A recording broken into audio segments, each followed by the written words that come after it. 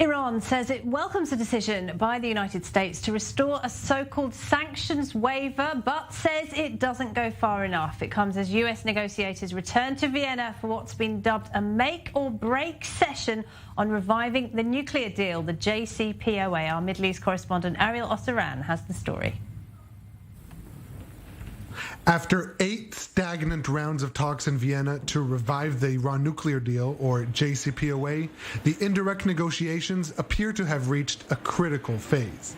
And not everyone is happy with the latest decision by Washington to offer some sanction relief in an attempt to move the talks along.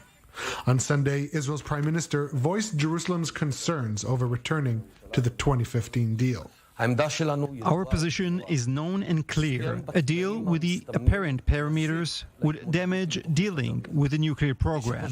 Anyone who thinks such an agreement will increase stability is wrong, because it will only temporarily delay a particular field of the nuclear enrichment program. But all of us in the region will pay a heavy, disproportionate price for it. Bennett accused Tehran of increasing its aggression in the region as negotiations continued, and vowed Israel would act if it had to.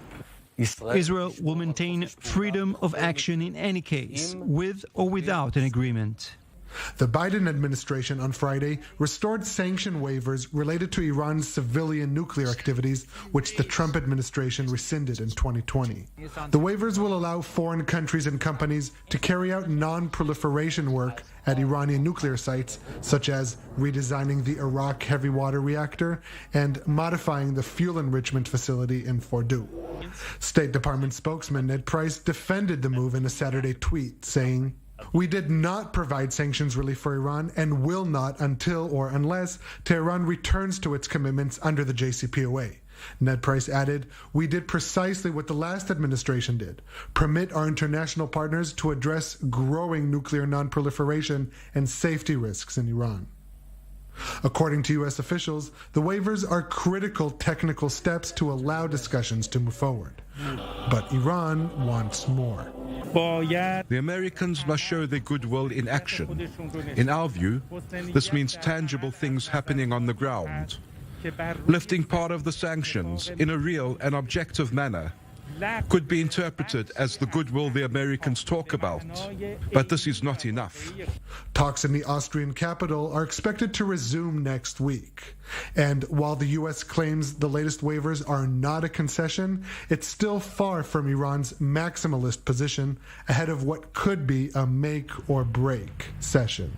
Well, joining us now for more, Richard Goldberg is a senior advisor at the Foundation for the Defence of Democracies. Thank you very much indeed for being with us today. The Biden administration, as you heard there, insists that this move does not mean sanctions for relief for Iran. It's just a technical detail that actually restrains Iran's nuclear activity. Is that how you see it? Well, no, it's not a technical detail. It's the fundamental strategy of where we are heading. These sanctions are not economic in nature, they're strategic in nature. They are saying to the regime, we will allow you to keep the Fordow underground enrichment facility intact. We will allow you to keep the Iraq heavy water reactor. We will recognize and return to this position of allowing you to enrich uranium on your own soil and keep a robust enrichment capability, which means they can always threaten us with these capabilities at any time in the future. And the real big problem here is that, remember, we found a nuclear archive back in 2018. The IAEA, the International Atomic Energy Agency, has found undeclared nuclear sites and materials with no answers. So we are going ahead prematurely and granting Iran legitimacy for the so-called civilian nuclear program while we have no answers on what they're hiding. Well, Iran, as we know, is moving ever closer to weapons-grade uranium, and it has been ever since the US quit the deal in 2018. Isn't it vital to get some kind of monitoring back in place as soon as possible? Well, let's remember that the vast majority of these escalations did not occur under the Trump administration. They've occurred over the last year under the Biden administration's policy of maximum concessions, not maximum pressure. And also, let's recall that during the JCPOA, we had 3 years of these waivers being in place. They never changed the Iraq heavy water reactor. They kept the Fordo facility ready for a day like today to be able to extort the world with their enrichment. They kept advancing all their centrifuge technology to be able to use today. So let's not pretend that this is actually any sort of safety valve for the international community. This is repeating the same fatal flaws of the 2015 deal, and we may yet see that it's an even better deal than it was in 2015 for Iran, not us. Well, and you've argued in your piece that President Biden said he would use the JCPOA to actually get to a tougher deal for Iran, but actually it seems to be going in a different direction. Well, that's right. We've completely now turned the tables. A year ago, Iran was up against the wall, down to $4 billion in accessible foreign exchange reserves. Now they are flush with cash. There's more on the way, and they have obviously ramped up their nuclear program. If they are allowed to keep parts or all of their nuclear advances and retain the sunset provisions of the 2015 deal. Remember, without a snapback being recognized at the Security Council, those sunsets are still in place. They will have their nuclear cake and eat it too. This will be a worse deal than 2015. Well, going back to the sanctions waiver, because President Trump, he scrapped it just before the 2020 election. Isn't it true that this deal, the JCPOA, has become more about domestic US politics than it has about preventing Iran from developing a nuclear weapon? I don't think so at all. In fact, it's great that you bring that up. Remember, Iran reopened the Fordo facility underground while the waiver for Fordo was still in place.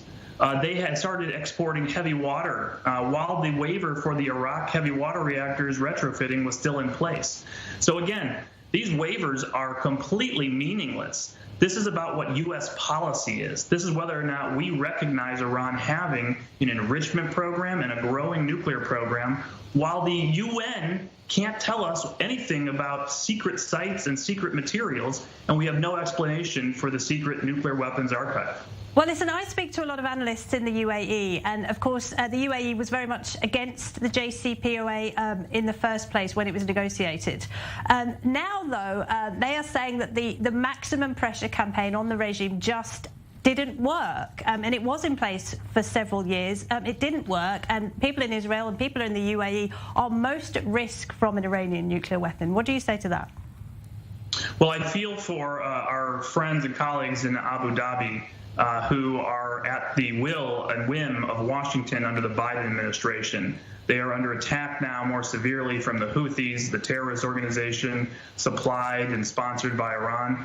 And frankly, UAE knows better because they now see all the mistakes that the Biden administration has made. The first one being removing the Houthis from the terror list, which led to an uptick in violence. And now we're seeing direct attacks on Abu Dhabi. The nuclear deal will be no different. And so try as they may to make Washington like them better, it's not going to make them safer in the long run. And just briefly, do you think that a deal will be reached later this month? I would expect so. These sanctions waivers being issued now, along with the relaxation of economic sanctions we've seen over the last few weeks, is screaming from Washington and now Vienna, please, please, please, Tehran, give us a deal. Whatever the terms are, we will say yes. Just let us know what the terms are.